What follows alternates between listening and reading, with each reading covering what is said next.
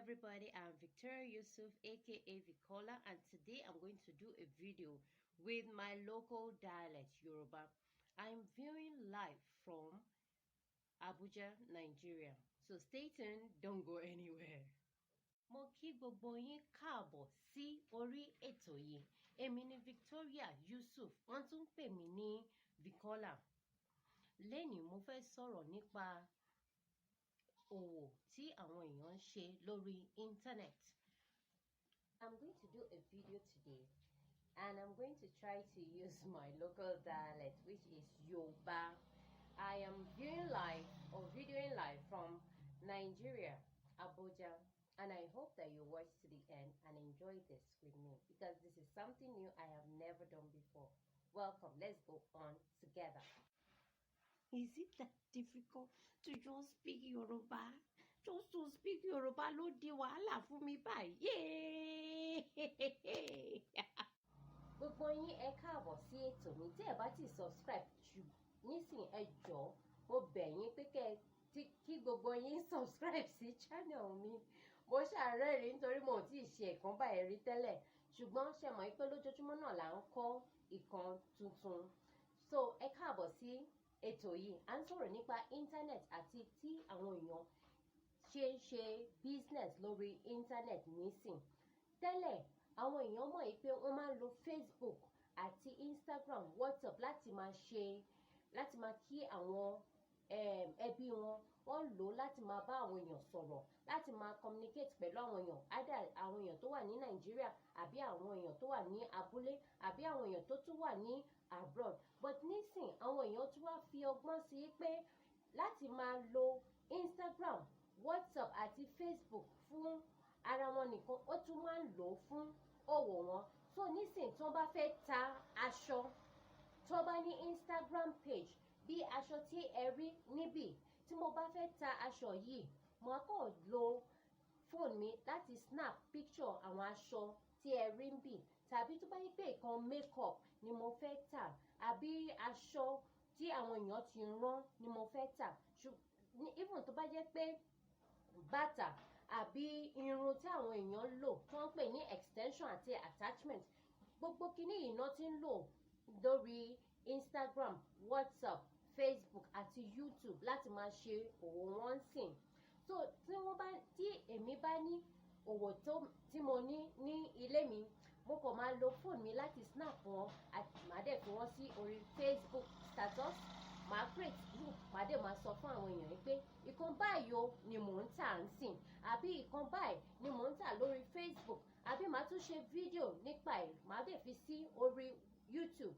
Kẹ́ tó mọ̀ ní ìṣẹ́jú díẹ̀ àwọn èèyàn máa bẹ̀rẹ̀ láti máa pè mí pé àwọn fẹ́ ra ìkan báyìí.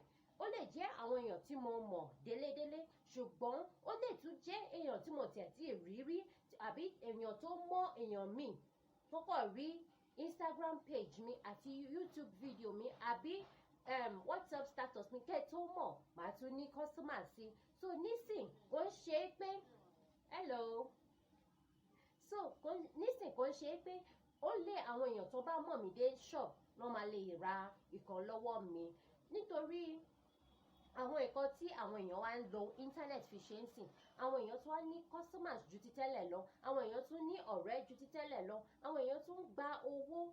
Ṣùgbọ́n tẹ́lẹ̀ àwọn èèyàn kàn ń lo àwọn social media handles yìí àbí social media platforms yìí láti máa bá àwọn èèyàn ṣeré, láti máa bá àwọn èèyàn sọ̀rọ̀ nìkan. Ṣùgbọ́n nísìn ọgbọ́n láti lo internet àti WhatsApp status, Facebook status láti máa ṣe òwò ń sìn. So nítorí ẹ̀ ni mo fi mú wá fún yín pé nísìn o ẹ lè lo WhatsApp àti Facebook, àbí kẹ́ ẹ má lo WhatsApp àti Facebook yín nìkan fún láti máa kí àwọn èèyàn àti láti máa send message káàkiri ní gbogbo àgbáyé. Nísìn ẹ lè lò ó fún òwò yín. Welcome everybody, I'm Yoosuff, aka Vicola. Today I've been surprised and I've been doing an amazing job, right? I'm speaking my language and you guys got to know how my language sounds like, and a lot of people who haven't seen me or heard me speak Yoruba before now have gotten that advantage or that opportunity. So today I'm going to do a quick recap of what I have said in English so that you guys that are not Yorubas could understand what I have said so far. All right, today I said that people in time past have been doing trade by barter, which means what you have, you exchange it for what someone else has. Okay? So if I had rice and you had pepper or tomatoes, I'll simply give you my rice and then I'll collect your tomatoes. When people have yam or whatever goods, whether clothes or shoes, they could easily do trade and barter, right? But right now, people are doing businesses and exchanging it with money. Yes. So now we have even gone a step further by using the internet. And today I am saying that a lot of people have begun to use internet for their businesses. A lot of people have begun to use internet for their businesses. And that is why today I'm encouraging everybody that hasn't done that to start today. You can use Instagram, Facebook, or WhatsApp, even YouTube like this to promote your businesses. And when you do that, before you know it, you get a lot of buyers, you get a lot of friends. When you have goods like fabrics, you can do that, snap it with your phone or with your camera, and then you post it online. Yes, it's that simple. You post it online, write a good content, put the right hashtags, and then you post it on all the social medias you belong to. In time past, a lot of people have been using social medias to just communicate with friends and family. But now, people are using it for business and cashing out daily. It's amazing, right? So that is exactly what I told people that you can do with your WhatsApp, Instagram, Facebook, and YouTube page or channel. Thank you, guys. I love you all. If you haven't subscribed, what are you waiting for? Yeah. What are you waiting for exactly?